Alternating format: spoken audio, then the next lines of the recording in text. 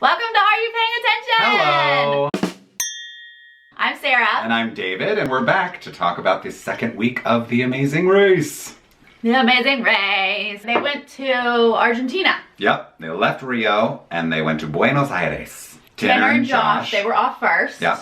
Because they won last week, yeah. Beefcakes. And they all had to run and find a travel agency and book a flight to Buenos Aires, but they all ended up on the same flight at 8:25, right. So the lead sort of was erased right away. One flight at night, but they had to find out, they had to go to the church where Pope Francis was baptized. Yes. So everyone sort of figured out they needed to borrow a phone or something and Google that and find out what church that was. Right. So James Earl and his mother borrowed somebody's laptop. At the airport. Yeah, and didn't they say they searched Pope Francis's original name or something, and that's how they found the information? So anyway, they find it out, and then Justin and Diana are right there. Right. And they're James Earl and his mom, they're telling Justin and Diana where the basilica is or what the name of it is. Right. And then Justin's okay, let's form a deal here. Let's not tell anybody else. Yeah.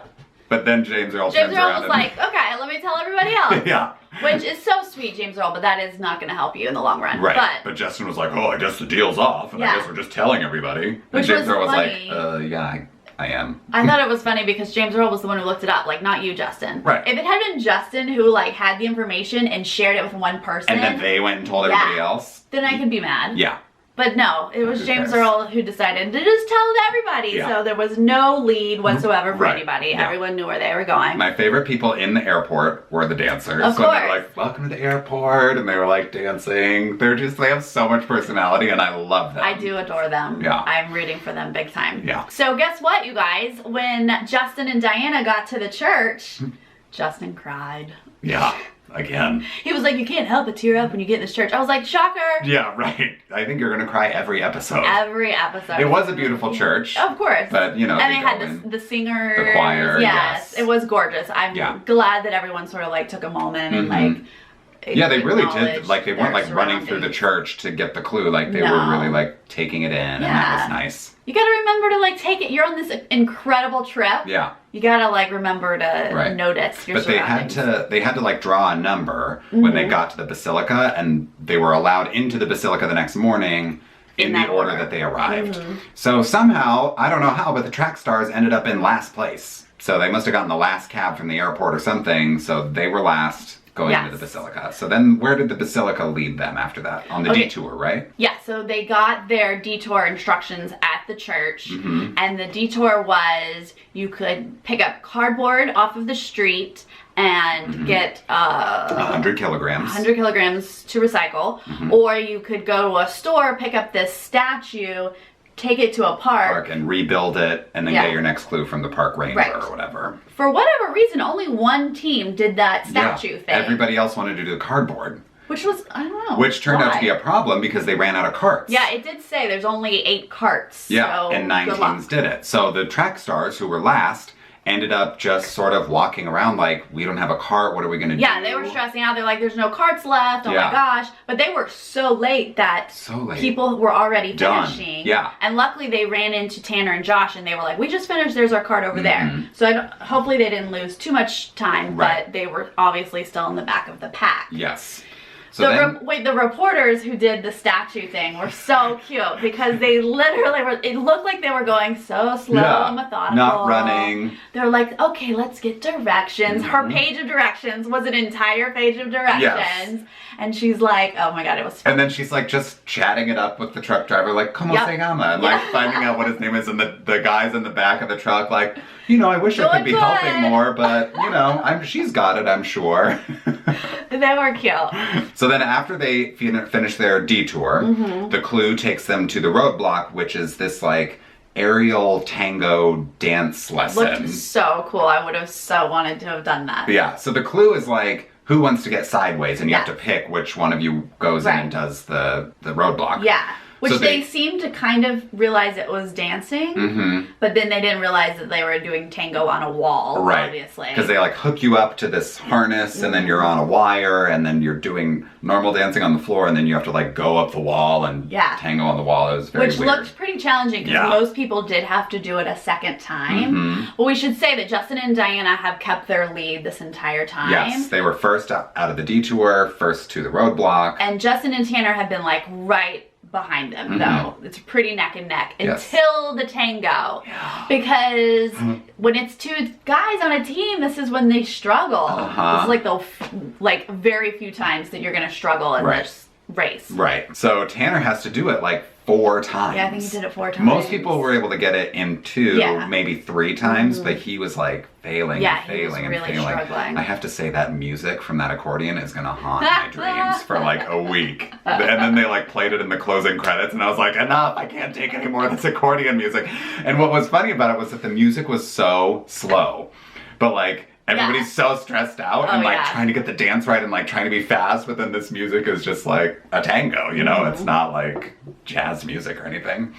But Diana and Justin again are first to finish the tango roadblock. Now Logan seems like one of the most miserable people in the world, or at least that day. She started out so angry. Oh yeah. She rarely smiles, but then she did this dance and she actually smiled. She killed it. I was like, yay! Yeah. So they got into second out of the roadblock, and then Tanner and Josh eventually finished. Yeah, and the cheerleader girl, whichever one did it, she was like, can I please? Yeah. Can I please do this? And she was like, oh my, I love it. It's so much fun. I'm a dancer. Right, yeah, they had a ball. She was happy.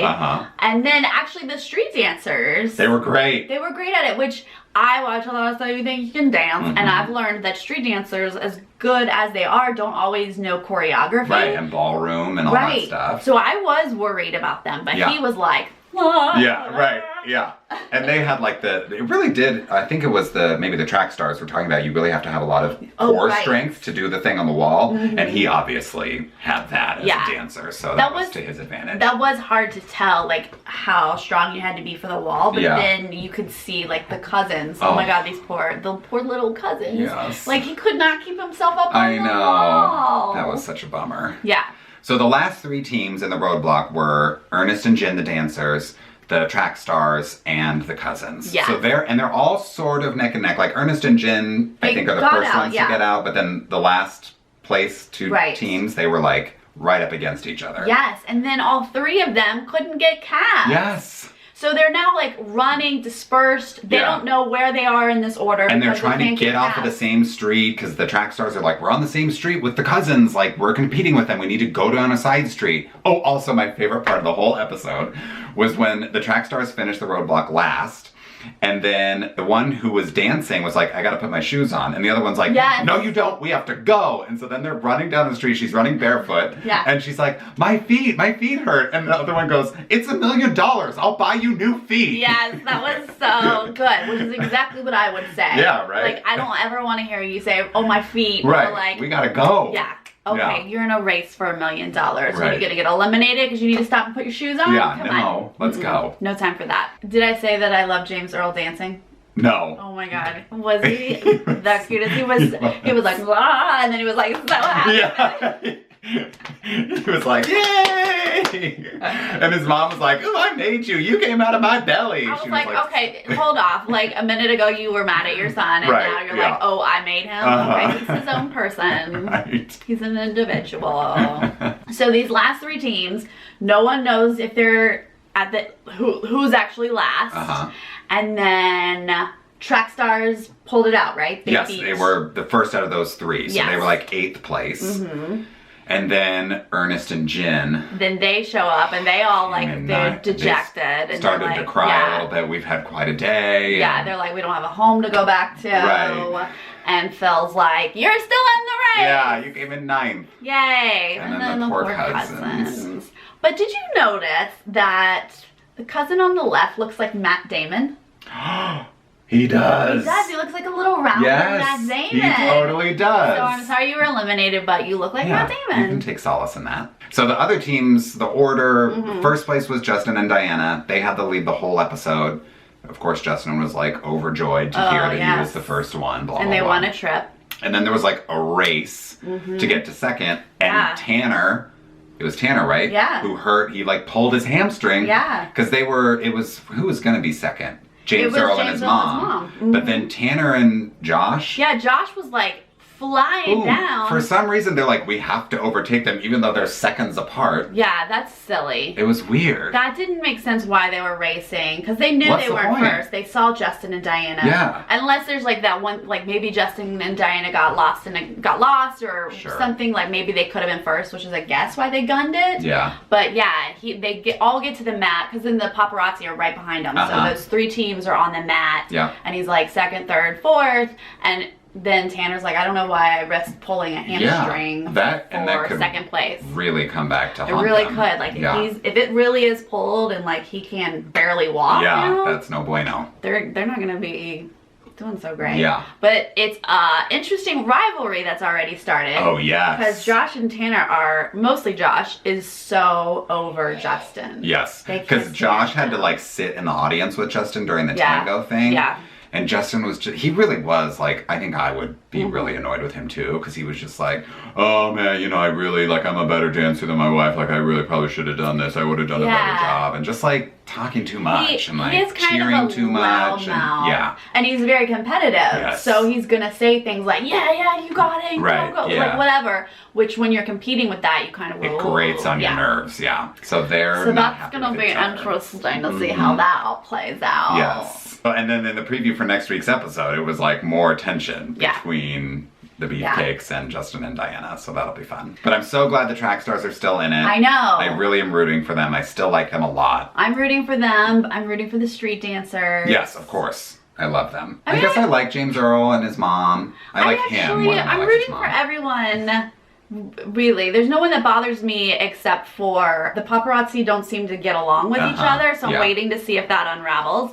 And the cheerleaders. Oh, you don't like them? They didn't annoy me as much this time, so it's all right. It's all right. Yeah, but there's no clear villain, I'd say, so far. But it'll be interesting to see. I don't know. It might be Justin. It might be Justin. But he's well-meaning. Yeah. He doesn't mean to be a villain. But like at the airport when he was like, "Don't tell anybody." He'll probably do more stuff like that. But it'll be interesting to see like as they get to know each other, like who's gonna start helping whom. And it was nice to see like, James Earl and his mom, I think, were running out of the roadblock as the track stars were running in. And this happened a couple times. They were like, it's a dance thing, it's a dance thing. And so they were letting the other teams know, like, it's a dance thing. If whoever's better at dancing, you do it. So that's nice to see people helping each other. Yeah, and when you know you're ahead of them, like, that's not fine. Threatened by them. But when it gets down to, like, the really good, solid 6 teams or whatever, it's not so much Nobody's of that. helping anybody. Yeah, exactly. Yeah. All right, so we'll see where this is headed. Yeah. So leave us a comment and tell us who you're rooting for. Who you rooting for? Yeah, we want to know. Okay, we'll see you next week. See ya.